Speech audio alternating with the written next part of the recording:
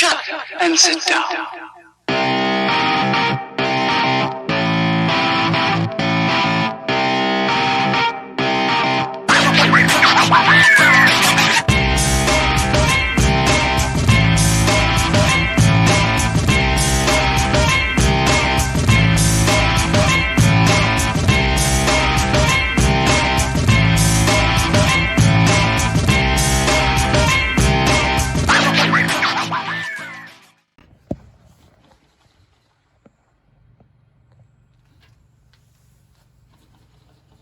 Hey, this is Cliff Taylor. Let's poke the bear when it comes to heart versus the mind. What does that mean, heart versus the mind? I think it comes down to what we need and what we want. People say, follow your heart, follow your heart, follow your heart, and you'll always be happy. And I say, no, you won't. You follow your heart constantly and you will never be happy. Because if you don't apply thought to what you want, then you are a ship without a rudder and your sails are full of that emotional wind and you just go wherever the wind pushes you and you'll never get to a destination. You might, there's a chance that if you do that, you find absolutely perfect success and you got lucky. All right? It's a lottery draw, man. If you only follow your heart, you will not be happy because your heart is fickle. I have been married for 25 years to a beautiful woman who I have loved for longer than that. I've been married for 25 years. I asked my wife to marry me because I loved her and I wanted her forever. But I didn't ask her just because I wanted her. I asked her to marry me because I wanted her to know that I had thought it through. I had decided, I had made a decision that she was my happiness and she would always be my number one priority. And I made that decision. I thought it out. I looked at the pros and the cons and I said, I want to marry this woman. Now, I believe that because I didn't just jump into it, no matter what the struggle that we've had, whether it was our house burning down, whether it was being laid off from a job and her being laid off from a job and then all of a sudden we couldn't pay our bills and we became homeless for a time. These are things that most people would have caused major rifts and that would have resulted in divorce. Have we had rifts in our relationship? Absolutely. But because we weren't just thinking with our heart, I wasn't just applying my life to how I felt at the time, I have been married for 25 years. That's an accomplishment in this day and age, which is actually pretty sad. Back to what I'm saying, but that's an example of I started out with my heart and then I applied what my mind, my thinking, my logical side thought it through and then applied the principles and applied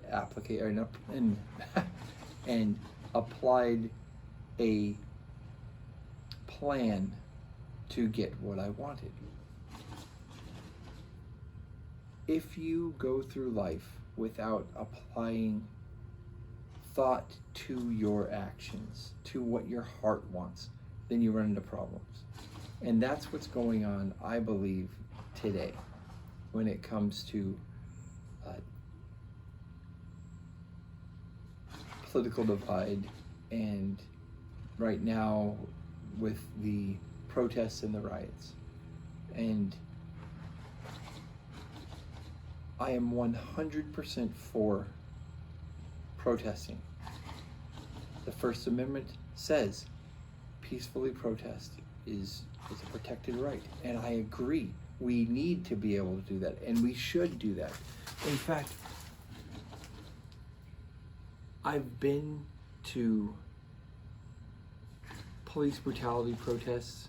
I've been to LGBTQ, protests or demonstrations because I believe in those ideals. I do not ascribe to an emotional response to seeing something on the internet and then going out and doing something. Am I guilty of seeing something on the internet and then posting? Yes. I think that most people have seen something on the internet and then reacted to it in an emotional way without thinking it through. And that happens, especially when you get in a heated discussion with one person or even a group of people, and you feel that you're being piled on, so you lash out. And that happens, and people do it all the time. And anybody that says that they don't is a liar, because we are emotional animals. We have the most complex emotional system of any and all life forms on this planet. We are composed of many parts, but our entire existence is our brain. If you think about it, all of this is just there to protect our brain. Because if your brain stops working, you cease existing. Your heart is one portion of that thought process, of that application of consciousness. And because when we talk about heart, we're not talking about here, we're talking about, our emotional center, our emotional driving force. If we only allow our emotions to drive us, we will only come to ruin. Down in the Florida Keys, there's the Strait of Florida, and the Strait of Florida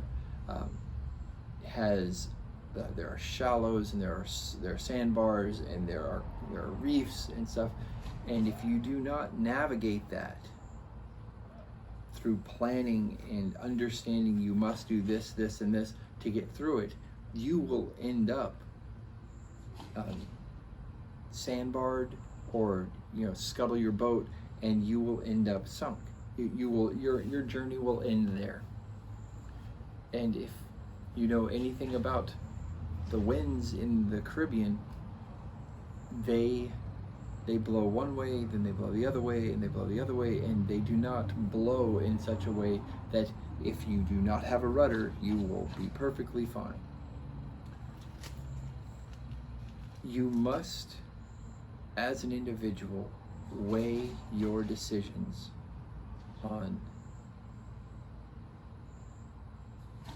a thought process. You have to think it out before you do it.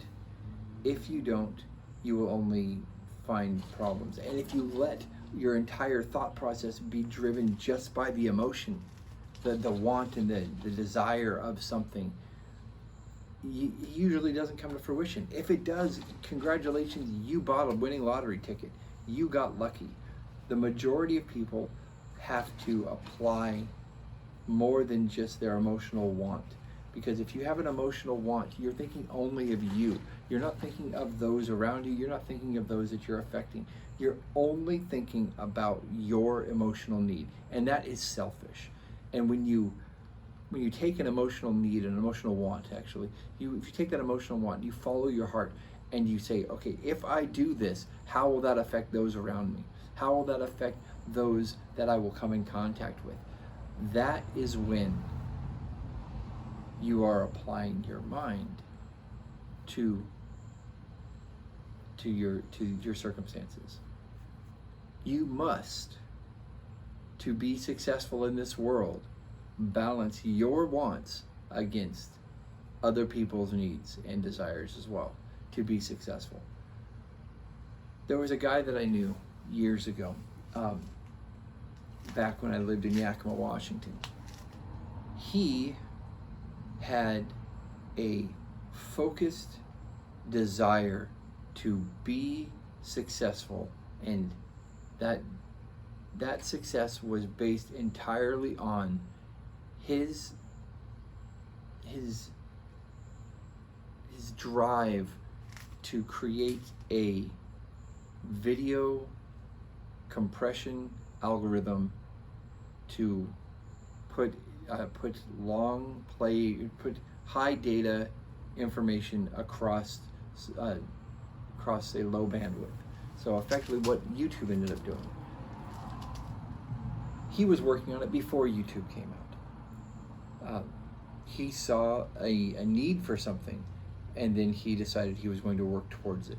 And when YouTube came out, he continued to work towards it. And when streaming services came out, he continued to work towards it. And he always focused on that. He lost jobs because he focused on that and not on what he was supposed to be doing. He lost friends. He lost his wife. He lost his kid. The state took his kid away because he was not being a father and providing the needs of his child, because he was following his heart and his desire to do X. And that was his single-minded desire, was to complete his thing so he could be successful with this, and only that. That was a blind spot. He went through life with blinders on.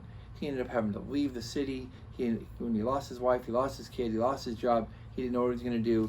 He ended up moving to Portland.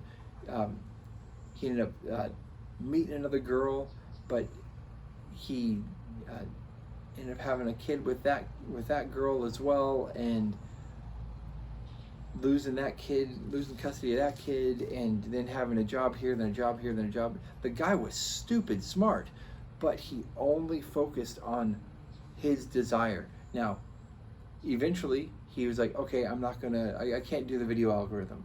So then he switched over to something else. He switched over to focusing on voice over IP, and that's all he was going to. He focused on that and focused on that and focused on that, even though the other companies were getting products to the consumer, but he focused only on what he wanted. His success was more important than everybody else's around him, and in any other relationship around him, and that was a terrible thing.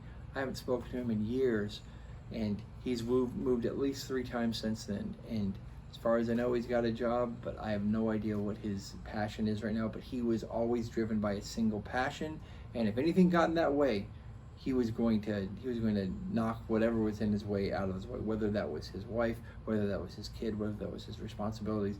Everything took second or third or fourth chair to his desire, his heart, his I will do this because I want this more than anything else in the world, and screw everybody else. And that was destructive because it was selfish. And if you are selfish, if you have a selfish heart, it becomes closed off to everything else, and you can't receive, joy and peace and love, because you are so focused on your individual wants and desires. Don't do that, man. Make sure as you are going through life, there's a noisy car going by. Make sure as you're going through life, you are not being led by your heart. Be influenced by your heart. That's great. But don't be led by it.